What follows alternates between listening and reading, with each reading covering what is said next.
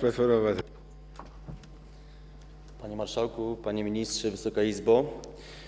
Chciałbym zadać pytanie odnośnie działań realizowanych przez Ministerstwo Infrastruktury w latach 2007-2008. Mianowicie, Panie Ministrze, biorąc pod uwagę, że w czasie ostatnich 2 lat i obecnie trwają budowy i permanentne remonty dróg, pragnę zapytać o oznakowanie ograniczające prędkość na drogach krajowych przebiegających przez tereny dużych miast. Często w trakcie robót stosowane są drastyczne ograniczenia prędkości, które po ich zakończeniu jeszcze długo nie są zmieniane na adekwatne dla przepustowości danych odcinków. I tutaj przykładem w Warszawie jest Wisłostrada i w moim rodzinnym mieście, czyli w Łodzi, Aleja Włókniarzy, gdzie ograniczenie prędkości jest do 30 na godzinę, gdzie blokujemy tylko jeden samochód z 3 dostępnych w jedną stronę.